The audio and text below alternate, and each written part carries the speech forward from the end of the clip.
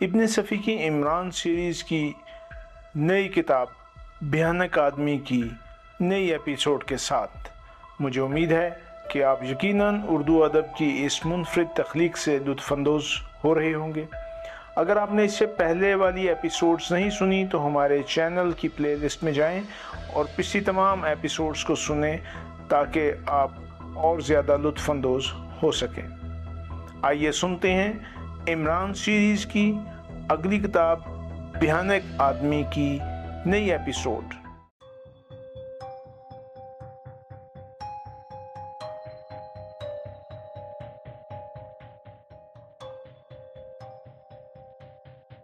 روشی کا فلیٹ آج رات بہت زیادہ روشن نظر آ رہا تھا۔ عمران نے چند مزید بلبوں کا اضافہ کیا تھا اور وہ فلیٹ میں تنہا تھا۔ اگر اس کے محکمے کے کسی آدمی کو اس کی ان حرکات کا علم ہو جاتا تو اسے قطعی دیوانہ اور خپتی تصور کر لیتا۔ آج دن بھر وہ غلطیوں پہ غلطیاں کرتا رہا تھا۔ مجرموں میں سے ایک کا ہاتھ آ جانا اور پھر اسے صرف معمولی سی مرمت کر کے واپس کر دینا اصولاً ایک بہت بڑی غلطی تھی۔ ہونا تو یہ چاہیے تھا کہ عمران اسے باقاعدہ طور پر گرفتار کر کے اسے اس کے دوسرے ساتھیوں کی نشاندہی پر مجبور کر دیتا۔ پھر اس نے اسے ہدہد کے وجود سے آگاہ کر دیا، بلکہ اپنے متعلق بھی بتا دیا کہ روشی کے فلیٹ ہی میں رات برسر کرے گا، اور اب اس میں اس طرح چراغاں کیے بیٹھے تھا جیسے کسی خاص تقریب کے انتظامات میں مشغول ہو۔ کلاک نے 12 بجائے اور اس نے دروازوں کی طرف دیکھا جو کھلے ہوئے تھے، لیکن اسے کلاک کی ٹک ٹک کے علاوہ اور کوئی آواز نہ سنائی تھی۔ دروازے تو کیا، آج اس نے کھڑکیاں تک کھلی رکھی تھی، حالانکہ آج سردی شباب پر تھی۔ اچانک اسے راہداری میں قدموں کی آواز سنائی تھی جو رفتہ رفتہ نزدیک ہوتی جا رہی تھی۔ پھر کسی نے گنگنا کر کہا، روشی ڈارلنگ۔ دوسرے ہی لمحے میں ایک نوعمر آدمی دروازے میں کھڑا احمقوں کی طرح پلکیں جھپکا رہا تھا۔ فرمائیے، عمران بڑے دل آویز انداز میں مسکرایا۔ اوہ، معاف کیجیے گا، اس نے شرماتے ہوئے لہجے میں کہا، یہاں پہلے روشی رہتی تھی۔ اب بھی رہتی ہے، تشریف لائیے، عمران بولا۔ نوجوان کمرے میں چلا گیا۔ روشی کہاں ہے؟ وہ آج کل اپنی خالہ کے یہاں مرغیوں کی دیکھ بھال کا طریقہ سیکھ رہی ہے۔ آپ کون ہیں؟ میں ایک شریف آدمی ہوں۔ روشی! نوجوان نے روشی کو آواز دی۔ میں کہہ رہا ہوں نا کہ وہ اس وقت یہاں نہیں ہے، عمران بولا۔ ارے وہ بڑی شریر ہے، نوجوان ہنس کر بولا۔ میری آواز سن کر چھپ گئی ہے۔ خیر، میں ڈھونڈ لیتا ہوں۔ نوجوان بڑی بے تکلفی سے روشی کی خوابگاہ میں داخل ہو گیا۔ عمران اس کے پیچھے پیچھے چل رہا تھا۔ نوجوان نے 2-3 منٹ کے اندر ہی اندر پورے فلیٹ کی تلاشی لے ڈالی، پھر دوسری طرف کی تاریک راہداری میں ٹارچ کی روشنی ڈالنے لگا۔ بس کرو میرے لال، عمران اس کے کاندھے پر ہاتھ رکھتا ہوا بولا۔ ابھی تو تمہارے منہ سے دودھ کی بو آتی ہے۔ کیا مطلب؟ نوجوان جھلا کر مڑا۔ مطلب بھی بتاؤں گا، آؤ میرے ساتھ، عمران نے کہا اور پھر اسے بیٹھنے کے کمرے میں واپس لایا۔ نوجوان اسے قہر آلود نظروں سے دیکھ رہا تھا۔ تشریف رکھیے جناب، عمران نے غیر متوقع طور پر خوش اخلاقی کا مظاہرہ کیا۔ ابھی تم نے کیا کہا تھا؟ نوجوان نے جھلائے ہوئے لہجے میں کہا۔ میں نے عرض کیا تھا کہ آپ تلاشی لے چکے اور اب آپ کو اطمینان ہو گیا کہ میرے ساتھ دوسرے آدمی نہیں ہیں۔ آپ تشریف لے جائیے اور اپنے بلڈاگ سے کہہ دیجئے کہ میرے نوٹ مجھے واپس کر دے۔ میں بہت برا آدمی ہوں، اپنے ساتھ بھیڑ باڑ نہیں رکھتا، تنہا کام کرتا ہوں۔ میں اس وقت اس لیے فلیٹ میں تنہا ہوں، لیکن میرا دعویٰ ہے کہ تمہارا بلڈاگ میرا بال بھی بیکار نہیں کر سکتا۔ یہ دیکھو، میں نے سارے دروازے کھول رکھے ہیں اور یہ سارے بلب روشن ہیں، لیکن کچھ نہیں، میں نہیں سمجھا کہ آپ کیا کہہ رہے ہیں۔ جاؤ یار، بھیجان نہ چاٹو، اسے میرا پیغام پہنچا دو جس نے تمہیں بھیجا ہے۔ چلو اب کھسکو بھی، ورنہ میرا ہاتھ تم پر بھی اٹھ جائے گا۔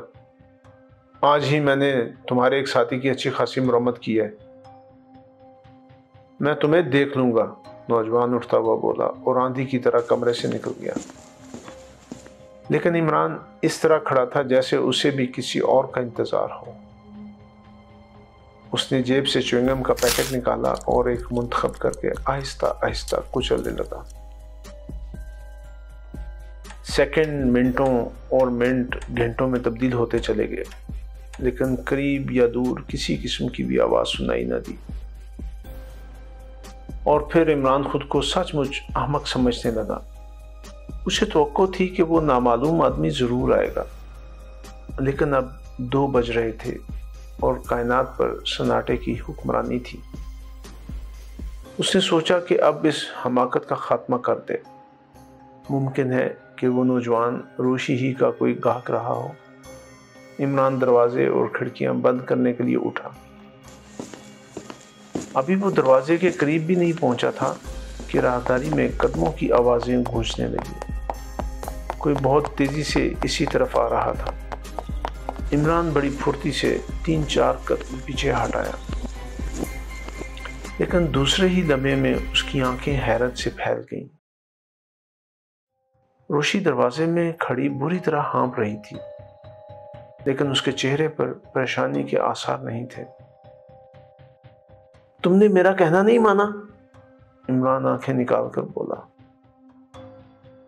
تم اسی طرح بکواس کیا کرو، روشی ایک صوفے پر گرتی ہوئی بولی، پھر اپنا وینٹی بیگ کھول کر 2 پیکٹ نکالے اور انہیں عمران کی طرف اچھالتے ہوئے کہا، اپنے بقیہ 2 پیکٹ بھی سنبھالو۔ عمران نے پیکٹوں کو الٹ پلٹ کر دیکھا اور پھر حیرت سے روشی کو دیکھنے لگا۔ کچھ دیر قبل میرا ہارٹ فیل ہوتے ہوئے بچا ہے، روشی نے کہا۔ کیوں؟ تمہیں یہ پیکٹ کہاں سے ملے؟ بتاتی ہوں، ذرا دم لینے دو، روشی نے کہا اور اٹھ کر الماری سے وسکی کی بوتل نکالی۔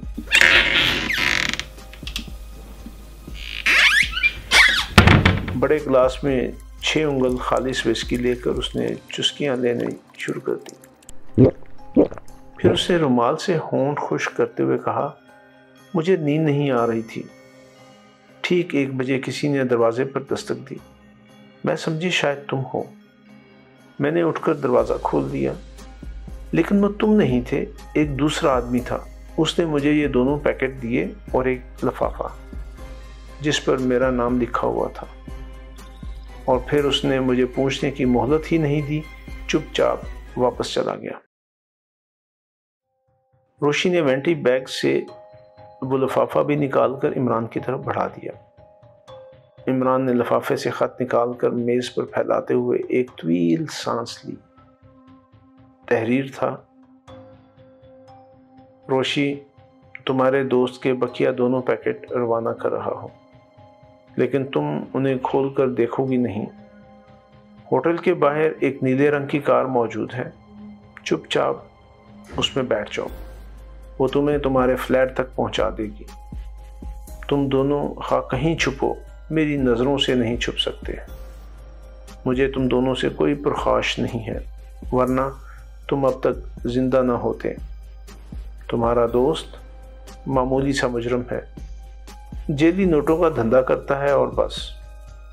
اس سے کہو کہ چپ چاپ اس شہر سے چلا جائے، ورنہ تم تو مجھے عرصہ سے جانتی ہو۔ میں اور کچھ نہیں چاہتا، یہاں سے اسی وقت چلی جاؤ۔ عمران نے خط ختم کر کے روشی سے کہا، اور تم نیلی کار میں بیٹھ گئیں؟ کیا کرتی؟ میں نے سوچا کہ جب اس نے میری جائے رہائش کا پتہ لگا لیا تو مجھے کسی قسم کا نقصان پہنچانے میں اس سے کیا عار ہو سکتا ہے۔ ٹھیک ہے، تم نے عقل مندی سے کام لیا، مگر روشی عمران کو گھورتی ہوئی بولی، کیا اس نے تمہارے متعلق سچ لکھا ہے؟ جھک مارتا ہے، اب میں اس سے اپنی توہین کا بدلہ لوں گا۔ دیکھو طوطے، میں نے تمہارے بارے میں بہت کچھ سوچا ہے، اور ہاں، تم نے یہ چراغاں کس خوشی میں کر رکھا ہے؟ میں بہت زیادہ روشنی چاہتا ہوں، مگر تم نے بھی میرے بارے میں غلط ہی سوچا ہوگا۔ اچھا، اب تم مجھے یہاں کبھی نہیں دیکھو گی۔ تو واقعی اس شہر سے جا رہے ہو؟ میں کسی کے حکم کا پابند نہیں ہوں، اور پھر بھلا اس مسخرے سے ڈر کر بھاگوں گا؟ خدا کے لیے مجھے بتاؤ کہ تم کون ہو؟ ایک معمولی سا مجرم؟ کیا تمہیں اس کی بات پر یقین نہیں آیا؟ نہیں، مجھے اس کی بات پر یقین نہیں آیا۔ ایک معمولی سا مجرم اس کے مقابلے میں نہیں ٹھہر سکتا۔ یہاں کے اچھے اچھے دل گردے والے اس کے تصور سے ہی کانپتے ہیں۔ تم میرے پیشے سے واقف ہی ہو، ہر قسم کے آدمیوں سے سابقہ پڑتا ہے۔ میں ایک شریف آدمی ہوں۔ ممی اور ڈیڈی بچپن ہی سے مجھے اس کا یقین دلاتے رہے ہیں۔ عمران نے مغموم لہجے میں کہا۔ ویسے کبھی کبھی سچ مچ حماقتیں کر بیٹھتا ہوں، جیسے آج۔ عمران نے اپنا ٹیلی فون بوتھ والا کارنامہ دہرایا اور روشی بے تحاشا ہنسنے لگی۔ اس نے کہا، تم جھوٹے ہو، تم نے میری آواز کی نقل کیسے اتاری ہوگی؟ اس طرح؟ اس میں مشکل ہی کیا ہے؟ عمران نے ہو بہو روشی کے لہجے اور آواز کی نقل اتاری۔ روشی چند لمحے اسے حیرت سے دیکھتی رہی، پھر بولی، مگر اس حرکت کا مقصد کیا تھا؟ تفریح، اور کیا کہوں؟ مگر نتیجہ دیکھو کہ اس نے خود ہی پیکٹ واپس کر دیے۔ تمہاری عقل خبت ہو گئی ہے، روشی نے کہا۔ مجھے اس میں بھی کوئی چال معلوم ہوتی ہے۔ ہو سکتا ہے، بہرحال میں جانتا ہوں کہ اس کے آدمی ہر وقت پیچھے لگے رہتے ہیں، ورنہ اس سے تمہارا پتہ کیسے معلوم ہوتا؟ یہی میں بھی سوچ رہی تھی۔ یہ اسی وقت کی بات ہے جب میں آج شام تم سے ملا تھا۔ میرے ہی ذریعے وہ تم تک پہنچا ہوگا۔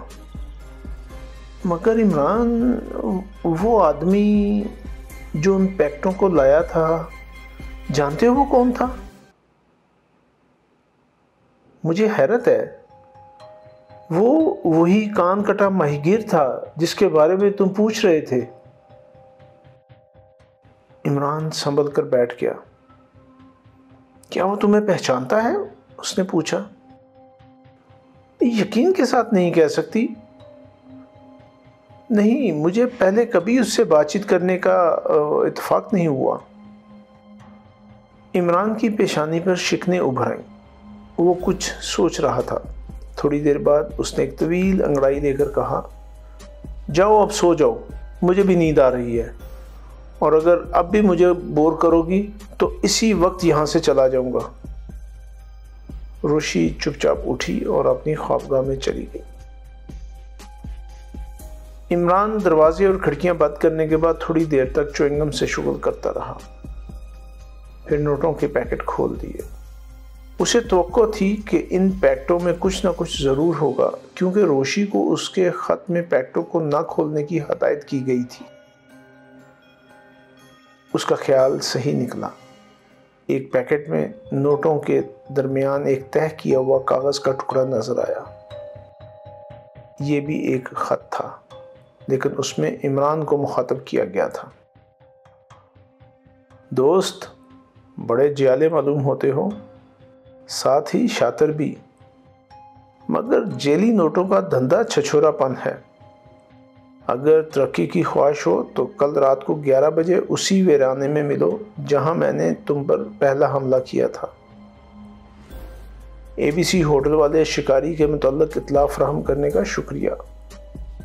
اس نے صرف مچھلیوں کے شکار کے لیے وہاں قیام کیا ہے، لیکن مچھلیوں کے شکار کے متعلق کچھ بھی نہیں جانتا۔ تو کل رات کو تم ضرور مل رہے ہو، میں انتظار کروں گا۔ عمران نے خط کو پرزے پرزے کر کے آتش دان میں ڈال دیا۔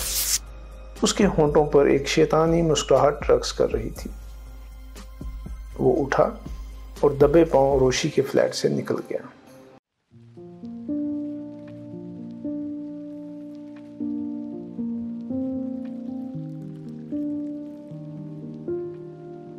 دوسری رات جب آسمان تاریکیاں بکھیر رہا تھا، عمران اس ویرانے میں پہنچ گیا جہاں اسے بلایا تھا۔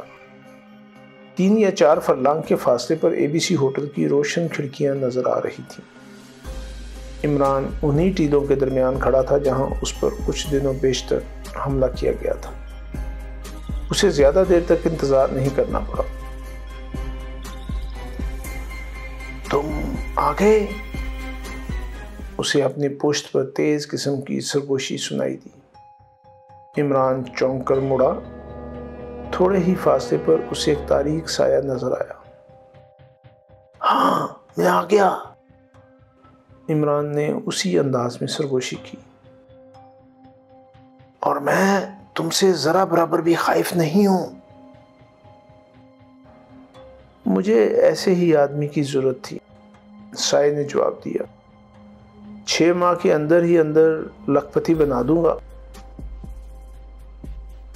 میں لکھپتی نہیں بننا چاہتا، میں صرف اس لیے آیا ہوں کہ ختم کرو، میں کچھ نہیں سنوں گا۔ جوانی کا خون گرم ہوتا ہے، تم ابھی بچے ہو، بڑھاپے میں پیسوں کی قدر معلوم ہوتی ہے۔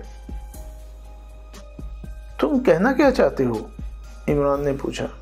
میرے ساتھ چلو۔ چلو، مگر کبھی مجھے شادی کرنے پر مجبور نہ کرنا، میں اس کے علاوہ ہر قسم کی غلطی کر سکتا ہوں۔ سایہ ہنس پڑا، پھر اس نے کہا، آج روشی دن بھر تمہیں تلاش کرتی رہی ہے۔ وہ مجھے سچ مچ کوئی احمق شہزادہ سمجھتی ہے۔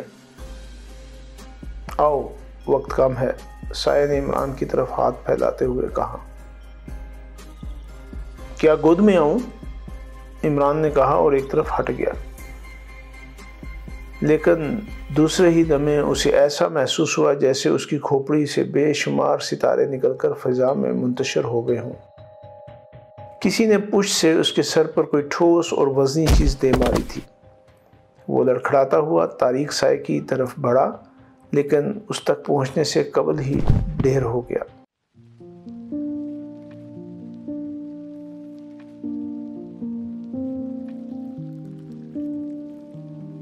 بے ہوشی کے بعد ہوش کیسے آتا ہے؟ کم از کم یہ کسی بے ہوش ہونے والے کی سمجھ میں آنے کی چیز نہیں ہے۔ بہرحال عمران کو نہیں معلوم ہو سکا کہ وہ کس طرح ہوش میں آیا، لیکن آنکھ کھلنے پر شعور کی بیداری میں دیر نہیں لگی۔ وہ ایک کشادہ اور سجے سجائے کمرے میں تھا، لیکن تنہا نہیں۔ اس کے علاوہ کمرے میں 5 آدمی اور بھی تھے۔ ان کے جسموں پر سیاہ رنگ کے لمبے لمبے چیسٹر تھے اور چہرے سیاہ نقابوں میں چھپے ہوئے تھے۔ ان میں سے ایک آدمی کتاب کی ورق گردانی کر رہا تھا۔ ہاں بھائی، کیا دیکھا؟ ان میں سے ایک نے اس سے پوچھا۔ آواز سے عمران نے اسے پہچان لیا۔ یہ وہی تھا جس سے کچھ دیر قبل ٹیلوں کے درمیان اس نے گفتگو کی تھی۔ جی ہاں، آپ کا خیال درست ہے، دوسرے آدمی نے کتاب پر نظر جماتے ہوئے کہا۔ Ali Imran, MSc DSc London, officer on special duties from central intelligence bureau. کیوں دوست، کیا خیال ہے؟ گمنام آدمی عمران کی طرف مڑ کر بولا۔ MSc DSc نہیں بلکہ MSc PhD، عمران نے سنجیدگی سے کہا۔ شٹ اپ، گمنام آدمی نے گرج کر کہا۔ واقعی میں بڑا بیوقوف آدمی ہوں، روشی ٹھیک کہتی تھی۔ عمران اس طرح بڑبڑایا جیسے خود سے مخاطب ہو۔ تم ہمارے متعلق کیا جانتے ہو؟ گمنام آدمی نے پوچھا۔ یہی کہ تم سب پردہ نشین خواتین ہو اور مجھے خام خواہ ڈرا رہی ہو۔ تم یہاں سے زندہ نہیں جا سکتے۔ گمنام آدمی کی آواز میں غراہٹ تھی۔ فکر نہ کرو، مرنے کے بعد چلا جاؤں گا، عمران نے لاپرواہی سے کہا۔ گمنام آدمی کی خوفناک آنکھیں چند لمحے نقاب سے عمران کو گھورتی رہیں، پھر اس نے کہا، تمہیں بتانا ہی پڑے گا کہ تمہارے کتنے آدمی کہاں کہاں کام کر رہے ہیں۔ کیا تم لوگ سچ مچ سنجیدہ ہو؟ عمران اپنے چہرے پر حیرت کے آثار پیدا کر کے بولا۔ کسی نے کوئی جواب نہ دیا۔ اس وقت ان کی خاموشی بھی بڑی ڈراؤنی لگ رہی تھی۔ عمران پھر بولا، تمہیں یقیناً غلط فہمی ہوئی ہے۔ بکواس، ہمارے فائل بہت احتیاط سے مرتب کیے جاتے ہیں، گمنام آدمی نے کہا۔ تب پھر میں ہی غلط ہو گیا ہوں، عمران نے مایوسی سے سر ہلا کر کہا۔ کمال ہے، میں یعنی واہ کیا بات ہے، گویا اب اپنے لیے کہیں بھی جگہ نہیں ہے۔ یارو یہ ظلم ہے کہ تم لوگ مجھے محکمہ سراغ ثانی سے منسلک کر رہے ہو۔ ہمارے پاس زیادہ وقت نہیں ہے، گمنام آدمی غصیلے لہجے میں بولا۔ تمہیں صبح تک کی مہلت دی جاتی ہے، اپنے آدمیوں کے پتے اور نشان بتا دو، ورنہ میرا خیال ہے، ایک نقاب پوش نے اس کی بات کاٹتے ہوئے کہا، جلتے لوہے والی تدبیر کیسی رہے گی؟ وقت نہیں ہے، گمنام آدمی گرایا، صبح دیکھیں گے۔ وہ سب کمرے سے نکل گئے اور دروازہ باہر سے مقفل کر دیا گیا۔ عمران نے ایک طویل انگڑائی لی اور سر کا وہ حصہ ٹٹول کر جہاں چوٹ لگی تھی برے سے برے منہ بنانے لگا۔ اسے توقع نہیں تھی کہ اس کے ساتھ اس قسم کا برتاؤ کیا جائے گا۔ وہ تو یہی سمجھے ہوئے تھا کہ اس نے مجرموں کو اپنے جال میں پھانس لیا۔ اس نے بے وجہ ان لوگوں کو ہدہد کا پتہ نہیں بتایا تھا۔ اس کے ذہن میں ایک اسکیم تھی اور وہ اس میں کامیاب بھی ہو گیا تھا۔ اس نے اس آدمی کا تعاقب کر کے جس نے سمندر کے کنارے ہدہد کے فوٹو لیے تھے، کم از کم مجرموں کے ایک اڈے کا پتہ تو لگا ہی لیا تھا، اور وہیں اس نے اس آدمی کو بھی دیکھا تھا جس کا بایاں کان آدھا غائب تھا۔ عمران تھوڑی دیر تک بے حس و حرکت آرام کرسی میں پڑا رہا۔ اس کا ذہن بڑی تیزی سے حالات کا جائزہ لے رہا تھا۔ آدھا گھنٹہ گزر گیا۔ شاید پوری عمارت پر سناٹے کی حکمرانی تھی۔ کہیں سے بھی کسی قسم کی آواز نہیں آ رہی تھی۔ عمران اٹھ کر کھڑکیوں اور دروازوں کا جائزہ لینے لگا، لیکن چند ہی لمحوں میں اس پر واضح ہو گیا کہ وہ باہر نہیں نکل سکتا۔ یہ سارے دروازے ایسے تھے جو باہر سے مقفل کیے جا سکتے تھے۔ اس کے ذہن میں ایک دوسرا اور انتہائی اہم سوال بھی تھا، عمارت اس وقت خالی ہے یا کچھ اور لوگ بھی موجود ہیں؟ دونوں ہی صورتوں میں حالات غیر یقینی تھے۔ عمارت میں اس کا تنہا رہنا ناممکنات میں سے تھا، لیکن اگر اس کے علاوہ کچھ اور لوگ بھی تھے تو عمارت پر قبرستان کی سی خاموشی کیوں طاری تھی؟ کیا وہ سو رہے ہیں؟ عمران نے سوچا کہ یہ بھی ناممکن ہے۔ انہوں نے اپنی دانست میں خطرناک دشمن کو پکڑ لیا ہے، لہٰذا اس کی طرف سے غافل ہو کر سو رہنا قرین قیاس نہیں۔ عمران اچھی طرح جانتا تھا کہ صبح اسے ناشتے کی میز پر خوش آمدید کہنے کے لیے مہمان نہیں بنایا جائے گا۔ یہاں ایسی او بھگت ہوگی کہ شکریہ ادا کرنے کا موقع نہ مل سکے گا۔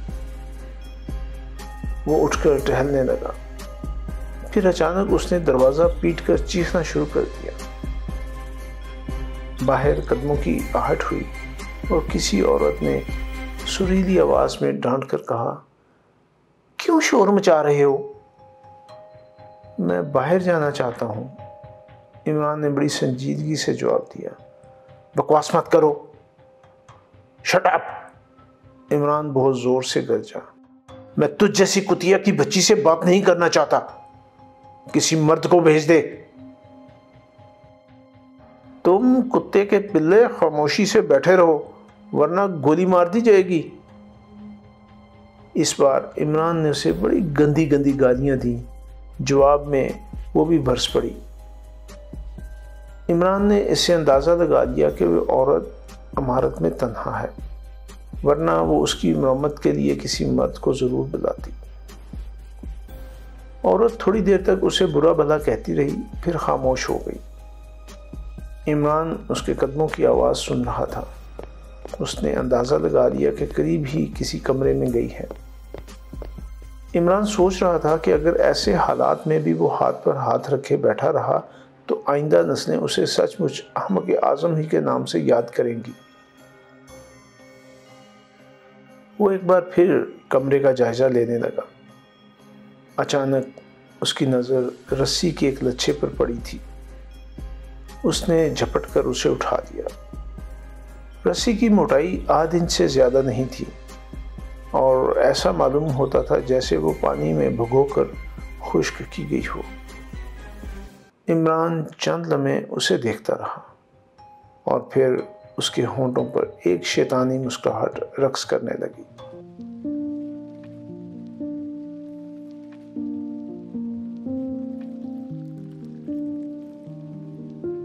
عمران کے منہ سے گالیاں سن کر اس عورت کا موڈ بہت خراب ہو گیا تھا۔ وہ کافی حسین تھی اور عمر بھی 20-22 سال سے زیادہ نہ رہی ہوگی۔ ممکن ہے اس کے ساتھی اس کی ناز برداریاں بھی کرتے رہے ہوں۔ بہرحال وہ ایسی نہیں معلوم ہوتی تھی کہ کسی کی تلخ کلامی برداشت کر سکتی، اور یہ حقیقت تھی کہ وہ اس وقت اس عمارت میں تنہا تھی۔ عمران کو محبوس کرنے والوں کو شاید یقین واثق تھا کہ وہ یہاں سے نکل نہ سکے گا، ورنہ وہ ایسی غلطی نہ کرتے۔ وہ عورت غصے میں ہانپتی ہوئی مسہری پر گری۔ اسے شاید اپنے ساتھیوں پر غصہ آ رہا تھا۔ وہ سو جانا چاہتی تھی مگر نیند کا کوسوں پتہ نہیں تھا۔ 20 منٹ گزر گئے، وہ کروٹیں بدلتی رہی۔ اچانک اس نے ایک چیخ سنی جو قیدی کے کمرے سے بلند ہوئی تھی، اور پھر کچھ اس قسم کی آوازیں آنے لگیں جیسے کوئی کسی کا گلا گونٹ رہا ہو۔ وہ بے تحاشا اچھل کر کھڑی ہو گئی اور غیر ارادی طور پر قیدی کے کمرے کی طرف دوڑنے لگی، لیکن اب سناٹا تھا۔ کیا ہے؟ کیوں شور مچا رکھا ہے؟ اس نے کمرے کے سامنے پہنچ کر کہا، لیکن اندر سے کوئی جواب نہ ملا۔ ایک دروازے کی جھری پر اس کی نظر پڑی اور اس نے اندازہ کر لیا کہ اندر کا بلب روشن ہے۔ دوسرے ہی لمحے اس کی ایک آنکھ جھری سے جا لگی، لیکن پھر وہ اس طرح جھٹکے کے ساتھ پیچھے ہٹ گئی جیسے الیکٹرک شاک لگا ہو۔ اس کمرے کے اندر جو کچھ بھی دیکھا وہ اس کے رونگٹے کھڑے کر دینے کے لیے کافی تھا۔ چھت سے ایک لاش لٹک رہی تھی۔ اس کے پیر زمین سے تقریباً 3 فٹ اونچائی پر جھول رہے تھے اور گردن میں رسی کا پھندا۔ چہرہ دوسری طرف تھا۔ صاف ظاہر ہوتا تھا کہ قیدی نے ایک کرسی پر کھڑے ہو کر پھندا اپنی گردن میں ڈالا اور پھر لات مار کر کرسی ایک طرف گرا دی۔ سیاہ لسٹر اور سیاہ پتلون میں وہ لاش بڑی ڈراؤنی معلوم ہو رہی تھی۔ وہ ایک بار پھر جھری سے اندر جھانکنے لگی۔ اسے اپنی آنکھوں پر یقین نہیں آ رہا تھا، کیونکہ اس نے قیدی کی دلیرانہ حرکتوں کے متعلق اپنے ساتھیوں سے بہت کچھ سنا تھا۔ خواب و خیال میں بھی اسے توقع نہیں تھی کہ ایسا بے جگر آدمی اس طرح خودکشی کر لے گا، حالانکہ وہ کچھ دیر پہلے اس کی توہین کر چکا تھا، لیکن پھر بھی وہ اس کے انجام پر متاسف ہوئے بغیر نہ رہ سکی۔ وہ کوئی کمزور دل عورت نہیں تھی۔ کمزور دل کی عورت ایسے خطرناک مجرموں کے ساتھ رہ ہی کیسے سکتی ہے؟ وہ چند لمحے کھڑی کچھ سوچتی رہی، پھر دروازہ کھول کر کمرے میں داخل ہو گئی۔ لاش کی پشت دروازے کی طرف تھی۔ عورت آگے بڑھی تاکہ اس کا چہرہ دیکھ سکے، لیکن قبل اس کے کہ وہ اس کے قریب پہنچتی، لاش رسی کے پھندے سے نکل کر دھم سے فرش پر آ رہی۔ عورت گھبرا کر پیچھے ہٹ گئی، لیکن عمران نے اسے باہر نکلنے کا موقع نہیں دیا۔ دوسرے لمحے اس کی سراہی دار گردن عمران کی گرفت میں تھی۔ وہ یہاں کب واپس آئیں گے؟ عمران نے گرفت مضبوط کرتے ہوئے پوچھا۔ عورت تھوک نگل کر رہ گئی۔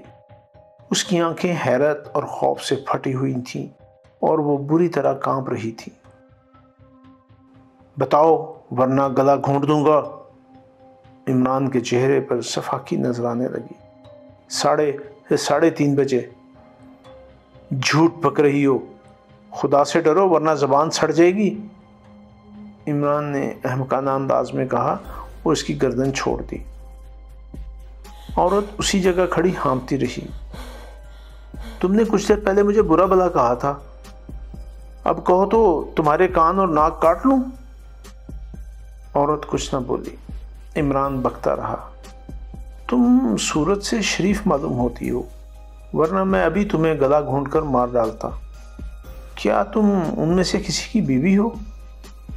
عورت نے نفی میں سر ہلا دیا اور عمران گرجدار آواز میں بولا، پھر تم کیا بلا ہو؟ زبان سے بولو ورنہ اسی رسی میں تمہاری لاش لٹکتی نظر آئے گی۔ میں ان کے کسی جرم میں شریک نہیں ہوں، عورت نے بھرائی ہوئی آواز میں کہا۔ تم آخر ہو کون؟ میں جو کچھ بھی ہوں یہی ہوں اور زندگی سے تنگ آ گئی ہوں۔ انہوں نے مجھے کہیں کا نہیں رکھا، لیکن میں اب ہر حال میں ان کے پنجے سے نکلنا چاہتی ہوں۔ شاباش، اچھا میں تمہیں بچا لوں گا، لیکن جو کچھ میں کہوں گا اس پر عمل کرو۔ میں تیار ہوں۔ باہر نکلنے کا دروازہ تو مقفل ہوگا؟ عمران نے پوچھا۔ نہیں، مقفل نہیں ہے۔ تو پھر ان کی آمد پر دروازہ کون کھولے گا؟ کیا تم جاگتی رہو گی؟ نہیں، وہ خود کھول لیں گے، اور اس کی ترکیب ان کے علاوہ اور کسی کو نہیں معلوم۔ کیا یہ عمارت ہرشفیلڈ فشریز والوں کی ہے؟ عمران نے پوچھا اور عورت نے اس بات میں سر ہلا دیا۔ یہ عمارت جیمز اسٹریٹ میں ہے نا؟ عمران نے پوچھا اور اس کا جواب بھی اس بات ہی میں ملا، اور عمران مطمئن ہو گیا کہ یہ وہی عمارت ہے جس کا سراغ اسے فوٹوگرافر کا تعاقب کرنے پر ملا تھا۔ وہ چند لمحے کچھ سوچتا رہا، پھر بولا، تم مجھے دھوکہ نہیں دے سکتی، اپنے کمرے میں جاؤ۔ وہ چپ چاپ وہاں سے نکل کر اپنے کمرے میں چلی گئی۔ عمران اس کے پیچھے تھا۔ جیسے ہی وہ کمرے میں داخل ہوئی، عمران نے دروازہ باہر سے بند کر دیا۔ چپ چاپ پڑی رہنا ورنہ گردن صاف، مجھے عورتوں پر بھی رحم نہیں آتا، عمران اغرا کر بولا۔ اندر سے کوئی جواب نہیں ملا۔ عمران آگے بڑھ گیا۔ وہ بڑی تیزی سے عمارت کا جائزہ لیتا پھر رہا تھا۔ باہر کے سارے دروازے آزمائے لیکن انہیں کھولنے میں کامیاب نہ ہو سکا۔ ایک کمرے میں اسے اسلحہ جات کا ذخیرہ نظر آیا۔ دروازہ مقفل نہیں تھا، شاید یہاں سے جاتے وقت انہوں نے کچھ اسلحہ لیا تھا اور کمرے کو مقفل کرنا بھول گئے تھے۔ عمران نے ایک ٹامی گن اٹھا کر اسے لوڈ کیا اور کمرے سے باہر نکل آیا۔ ٹامی گن اس کے ہاتھ میں تھی، لیکن اگر کوئی دوسرا اسے اس حال میں دیکھتا تو قطعی مخبوط الحواس سمجھتا۔ ہونا یہ چاہیے تھا کہ عمران فون پر پولیس سے رابطہ قائم کر کے عمارت کا محاصرہ کر لیتا۔ یہاں فون موجود تھا، عمران چاہتا تو اسے استعمال کر سکتا تھا، مگر اس نے ایسا نہیں کیا۔ وہ کسی شکاری کتے کی طرح عمارت کا گوشہ گوشہ سونگھتا پھر رہا تھا۔ اسے مجرموں کی واپسی کی بھی پرواہ نہیں تھی۔ وہ ان کے جرائم سے واقف ہو چکا تھا، اور ABC ہوٹل کے قریب والے ویرانے پر اس بھیانک آدمی کی حکمرانی کا مقصد بھی اس کے ذہن میں آ گیا۔ تھوڑی دیر بعد وہ پھر اسی کمرے کے سامنے پہنچ گیا جہاں اسے قید کیا گیا تھا۔ اس نے عورت کے کمرے کی طرف نظر ڈالی جس کا دروازہ بدستور بند تھا۔ اندر روشنی ضرور تھی لیکن کسی قسم کی آواز نہیں سنائی دیتی تھی۔ پھر عمران نے اس بطخ کی طرف دیکھا جو اس کے بائیں ہاتھ پر لٹک رہی تھی۔ یہ اسے اسی عمارت کے ایک دربے میں ملی تھی۔ وہ کمرے میں داخل ہو گیا टॉमी गन मेज पर रख दी।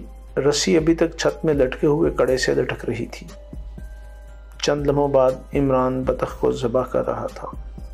कुछ खून फर्श पर फैल गया और कुछ उसने बड़ी एहतियात से एक गिलास में इकट्ठा कर लिया। जी सामीन, आपने इमरान सीरीज़ की नई एपिसोड सुनी। मुझे यकीन है कि आप ज़रूर इससे महसूस हुए होंगे। आपका कारी आपसे इजाज़त चाहता है, मगर जाने से पहले हमारे चैनल को ज़रूर सब्सक्राइब करें। अपने दोस्तों और दीगर हल्का अहबाब में भी इसे शेयर करें। मिलते हैं कुछ देर के बाद नई एपिसोड के साथ।